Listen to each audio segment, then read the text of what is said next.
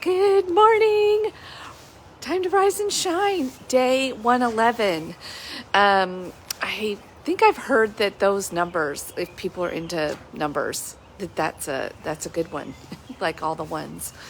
Anyway, if you're watching this, you'll have to comment and tell me more about that. But I did take note. And we're done with Psalms. Oh man, I think it's been weeks now that I've been walking slowly through the Psalms, and I feel like a lot of seeds have been planted by doing that. And today, hey, good morning. Today, as I wrapped up Psalms and really had to intentionally meditate because my mind, it's been a busy few days and my mind was just wanting to just go all over the place. And so I had to really be intentional and rein my thoughts in order to get the message about being intentional. But part of what caught my eye about this concept of being intentional, I was reading Psalm 149, and this Psalm 147 and 148 are beautiful. It's all about singing all the praises to God, like literally singing, like all the creatures should sing, the birds, nature, how everything is just in God's hand and how great He is, just glory and praise.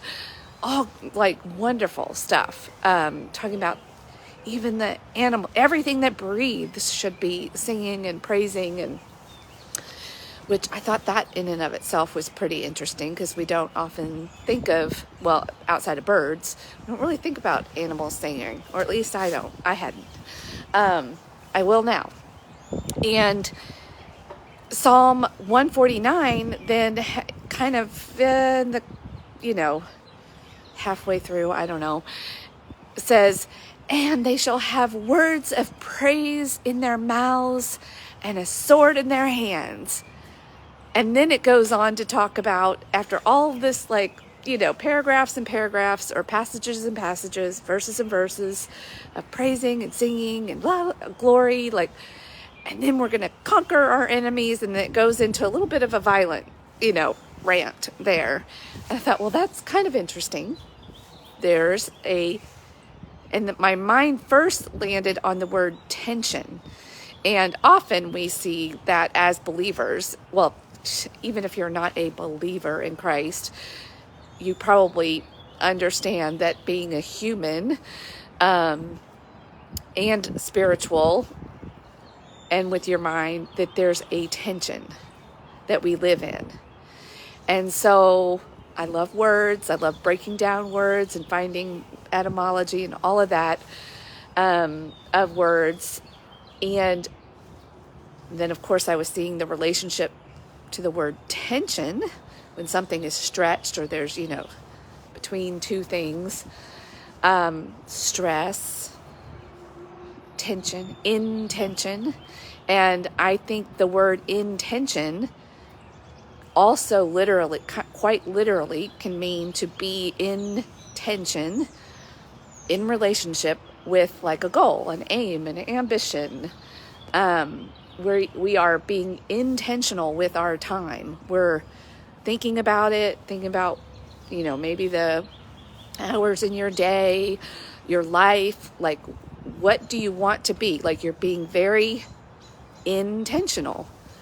And that is to live in that balance of tension, the good kind of tension. Not all tension is bad. Now, if I shifted gears and used the word intense, like that definitely conjures up a different meaning. And where we're too intense, sometimes life requires intensity, but oftentimes if we stay in that state, or if we're even this morning, even as I was holding my coffee cup, even holding a glass, you have to do that. You have to have some intention when you hold a glass. If you hold it too hard, you could burst it or break it, cause damage to it. If you let go of it, it will crash to the floor or the surface. So there's a tension that you have to have in order to even consume beverages, or if you're even holding a fork, whatever it is. So, and we don't go around being, if we're too tense on something. And I think metaphorically, there's a lot that's there. If we do that with life, we're going to cause problems. Literally, I have a crick in my neck this morning. Thanks, God. That's kind of cool.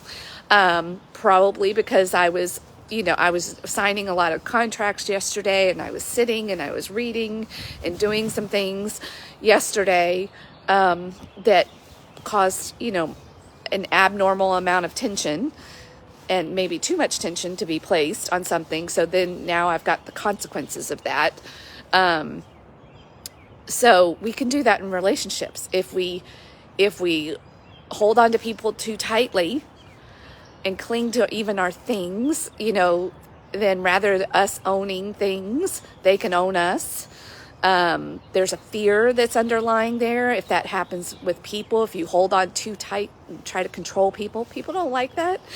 And even in your desperation of loving them, you can repel them and send them away.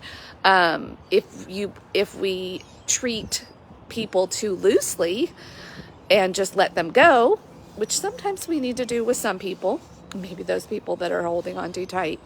But if we want to be in relationship with somebody, there's a tension there. I've got to demonstrate and put effort forth that I love you and I want to be in relationship with you, but not so much that I'm like going to smother you, or that you don't feel that my love is authentic. If I'm wanting something from you, if I'm just doing it to manipulate or get something, those things come through. That's an intensity. Are y'all picking up what I'm putting down? And I think that's where what David, it's such a beautiful example of David. We could definitely see examples of when he was too intense, and he had consequences for that. When he let go too much with his, after, because of his own shame and guilt, and had trouble in relationships as a father. So he didn't get it perfect, but there is a reason he was called the man after God's own heart. He lived in a pretty good amount of tension. He was intentional about loving God and trying to live his life accordingly to how he was made, paying homage and glory and praise and all the things to God. And I think that's a really beautiful example. And even in the verse that caught my, attention with this, it's the balance of even praise and judgment. There was the judgment. And a lot of Christians can have a hard time with this. Some are way too praisey and passionate. I don't know if there is such a thing, but maybe pacifist. And we forget that God does, is a God of judgment. Some just fall so heavy on the judgment, they suck all the joy and praise out of being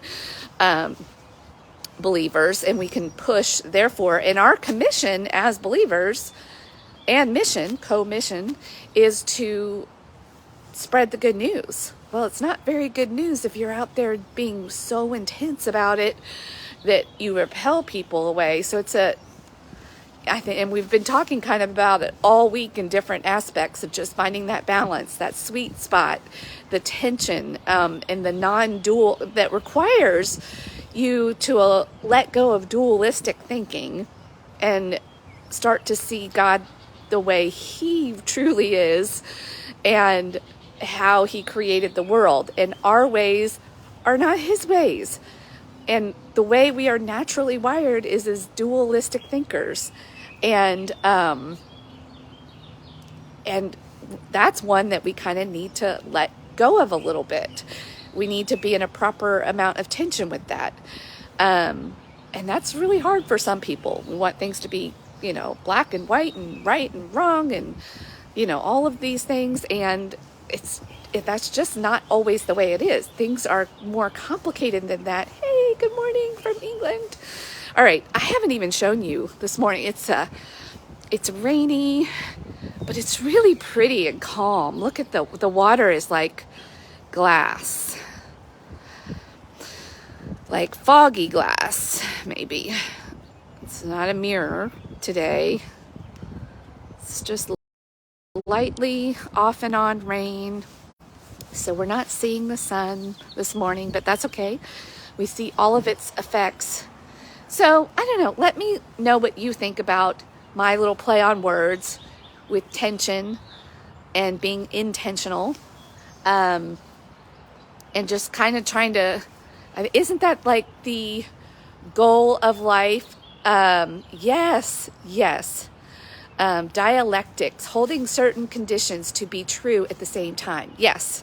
So, you've introduced me to a new language today. So I love that. I speak in terms of non-dualistic, but I guess that sounds like it's kind of the same thing. And yes, and the human mind wants to be or, not and. And. So that is where I find such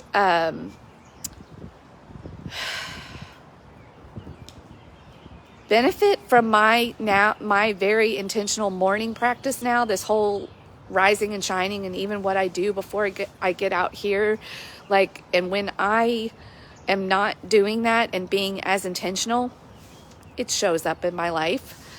Arguments happen easier, getting, sideways with my schedule and how I spend my time. And there's a time and place for that too. Again, we don't want to hold on to things so tightly. Like, I don't want to hold on to even if I've written an intentional schedule out for the day, but somebody comes across my path that is in need, I don't want to be clinging so tightly, to my schedule that I miss something great and an opportunity. So it's that, like, our schedules and our intentions should never be tyrannical, but it sets us on a path of kind of, what is the type of person I want to be? And that type of person does these things. I'm intentional. I am having a very purposeful, beautiful tension with life itself, with God. And that means there's in the underlying concept of tension is that you're in relationship with something. There can't be tension without two things being related. And if we hold too tightly, if it's too intense, it snaps and breaks, or we crush it, and if it's too lightly, then that's not very intentional either. But sometimes we need to be intentional with our letting go in periods of intensity. So even that, in the macro or bigger picture of things, has its time and place too. But I think, and what I'm learning, and I think what David learns and demonstrates in the Psalms, is it's overall in the bigger picture of things, being intentional, being in tension with God, intentional with God, intention with an S-O-N, reaps beautiful rewards. And farmers, even going back to the analogy of seeds, farmers have to intentionally plant and water and grow in order to get the harvest. They're intentional, but they have a tension relationship with the land and what they're producing. Anyway, that's where my mind landed as we wrap up the Psalms, and I think David's life as a whole and his heart. He was intentional. He was in constant tension with God and trying to, in a very human way, to get it right. And along the way, he stumbled quite a bit, but always humbled himself. That's another huge characteristic, I think, with having tension in the right balance, is that humility and vulnerability that allows you to be stretched. When we hold on too tightly, again, going back to yesterday, that's the ego trying to defend and hold on to, and that just never ends well. there are thousands of movies and stories, epic tales that tell us that. So, and yet we struggle. All right, guys, I gotta get my family up and going and make sure everybody's getting where they need to be. Wish I could spend all day with y'all, but anyway, I love ya, and if you're gonna rise, you might as well shine and praise and sing, and look for that intentional person that you want to be, and go do it. Bye.